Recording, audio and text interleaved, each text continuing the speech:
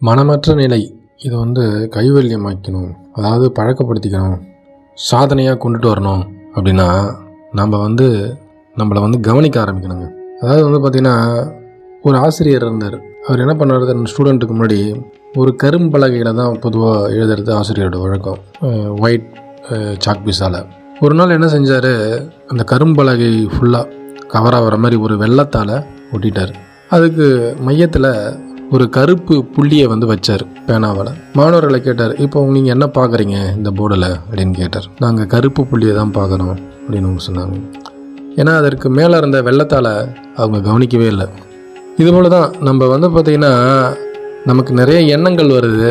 ஆனால் அந்த எண்ணங்களுக்கு பின்புலமாக இருக்கக்கூடிய மனம் என்ற ஒரு பொருள் ஒன்று இருக்குது, ரைட்டுங்களா? அதுதான் அந்த போர்டு.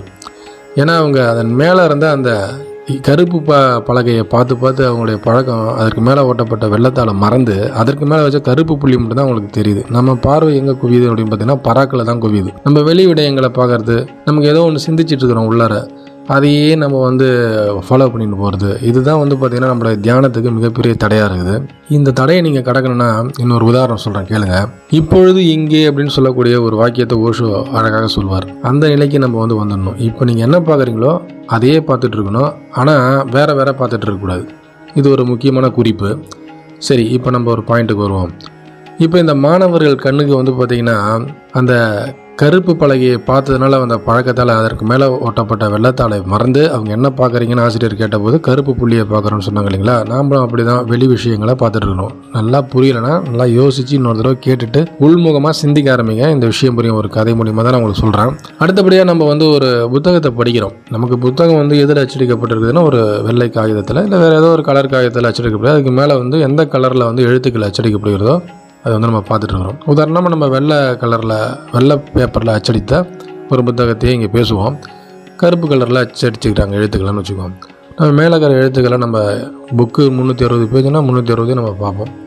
ஆனால் அதற்கு பின்னாடி இருக்கக்கூடிய வெள்ளத்தால் எப்போயாவது நம்ம கவனிச்சோமோ அப்படின்னு பார்த்தீங்கன்னா கவனிக்கவே இல்லை. அந்த வெள்ளத்தால் தாங்க உங்கள் அழகான வெள்ளை மனம். அதுதான் உங்கள் சாட்சி பாவம். அதை நீங்கள் பார்க்க ஆரம்பிக்கணும். அதை பார்க்குறதுக்கு நீங்கள் என்ன செய்யணும் அப்படின்னா, அதை எதிரிட்டு பார்க்கக்கூடாது. நீங்கள் அதுவாக தான் இருக்கிறீங்க. ஆக்சுவலாக இதுதான் நிறைய பேருக்கு புரிய மாட்டேது. நீங்கள் அதுவாக இருக்கக்கூடிய ஒரு விஷயத்தை நீங்கள் பார்க்கும்பொழுது நீங்கள் ரொம்ப கவலைப்பட வேண்டிய அவசியம் கிடையாது.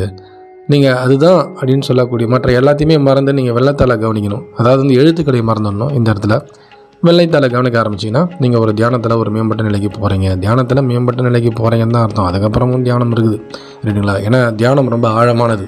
நீங்கள் எவ்வளோக்கு ஆழமாக உள்ளார போகிறீங்களோ அவ்வளோக்கு உங்களுக்கு சமாதி கைவல்யமாகும். இதுதான் ஓஷோ பெரும்பாலும் சொல்கிறாரு. இதற்கு ஒரு கதை இருக்குங்க. ஒரு ஜென் குருக்கிட்ட ரொம்ப காலமாக பயின்ற சீடர்கள் கேட்குறாங்க. அவர் இப்போ சமாதி நிலை, அதாவது இறக்கும் தருவாயில் போயின்னு இருக்கிறாரு. அப்போ இது வரைக்கும் நாங்கள் இருந்தோம், இனிமேல் நீங்கள் எல்லாம் நாங்கள் எப்படி இருக்க போகிறோன்னு தெரியல. இறுதியாக நீங்கள் எங்களுக்கு ஏதாவது ஒரு மிகப்பெரிய அளவில், அவர் இது வரைக்கும் பண்ண உபதேசம்லாம் உங்களுக்கு புரியல, ஏதாவது ஒரு விஷயத்தை எங்களுக்கு சொல்லிக் கொடுக்க முடியுமா அப்படின்னு கேட்குறாங்க. அதுக்கு அவர் சொல்கிறாரு, கொஞ்சம் நேரம் அப்படியே யோசிச்சுட்டு கண்ணை முழிக்கிறார். அந்த இறக்கம் தருவாயிலையும் சமாதி நிலையிலையும் மேலே ஒரு அணில் கிரீச்சுன்னு கற்றுன்னு போகுது. அவர் என்ன பண்ணுறாரு, டிட் லீச் டிட் அப்படின்னுறாரு. இது சொல்லிவிட்டு உடனே செத்துடுறாரு. அவருக்கு ஒன்றுமே புரியவே இல்லை அங்கே இருந்த சீடர்களுக்கெல்லாம். என்னடா இது அப்படின்னு சொல்லிட்டு அவர் என்ன சொன்னார் அப்படின்னு பார்த்தீங்கன்னா, அவர் என்ன பார்த்தாரோ அதிலே மையம் போது இப்போ என்ன பார்த்தாரு, மேலே ஒரு அணில் போயின்னு இருக்குது, அதை பார்த்தாரு. அவர் எப்பொழுது இங்கேவே இருக்கிறார், புரியுதுங்களா? வேறு ஏதோ புதுசாக கற்பனை பண்ணி உள்ளத்துலேருந்து ஒரு சரக்கு எடுத்துருந்து ஒரு வெளியில் கொடுக்குன்னு நினைக்கல. அதனால் மக்கள் என்ன பண்ணணும் அப்படின்னு பார்த்தீங்கன்னா, மாணவர்கள், மக்கள் இல்லை ஒரு தியானத்தை பயில்பவர்கள், இது தியான யோகம். இதை பயில்பவர்கள் பார்த்திங்கன்னா மனமற்ற நிலைக்கு போகிறதுக்கு இந்த 3 விஷயங்கள் வழியாக நீங்கள் உங்களை புரிஞ்சுக்கலாம். அந்த மனத்தின் மீது தான் எண்ணங்கள் வருதே தவிர மனம் ஒரு பொருள் தான், புரியுதுங்களா? நீங்கள் ஒரு மனநல மருத்துவர்கிட்ட போனீங்கன்னா கூட அவர் மனம் ஒரு பொருள் தான் சொல்லுவார். அவரை பொறுத்த வரைக்கும் மனமும் ஒரு பொருள் தான். அப்போ பொருள்னா என்னங்க அப்படின்னு கேட்டிங்கன்னா, அவர் திருப்பி மனம் தான் சொல்லுவார், புரியுதுங்களா?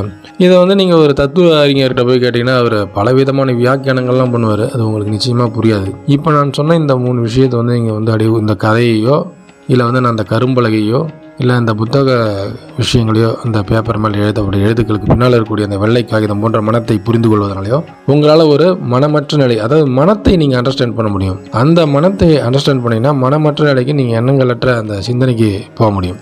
எண்ணங்கள் நிற்ற நிலைக்கு நீங்கள் போகிறதுக்கு சிந்திக்கணுங்க. அதுக்கு தான் நமக்கு உருவ வழிபாடெல்லாம் வச்சாங்க. சில விதமான பயிற்சி முறைகள்லாம் வச்சாங்க. இந்த திராடக பயிற்சிலாம் இருக்கு இல்லைங்களா?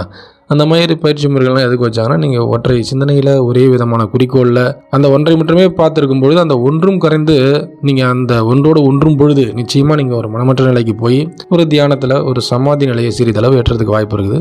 மேலும் மேலும் நீங்கள் முயற்சி செய்யும்போது ஒரு உண்மையான ஒரு சமாதி நிலையை, ஒரு ஜட சமாதி நிலையை நீங்கள் அடைவீங்க. அதற்கு மாதிரி நீங்கள் கான்ஷியஸாக சமாதி அடையணும்னா நிறையா பயிற்சி முறைகள்லாம் இருக்குது. அதெல்லாம் புரிஞ்சவங்களுக்கு தெரியும். ஃபஸ்ட்டு இந்த நிலையை நம்ம அடையணும். இதுவே மகா நிலை, புரியுதுங்களா? இதுக்கப்புறம் நிறைய நிலைகள் இருக்குது.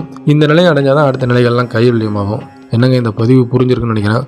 இன்னொரு தடவை கேட்டு பாருங்கள். உங்கள் நண்பர்களுக்கு ஷேர் பண்ணுங்கள். பிடிச்சா லைக் பண்ணுங்கள். நம்ம சேனலை சப்ஸ்கிரைப் பண்ணி வச்சுங்க. நன்றி, வணக்கம்.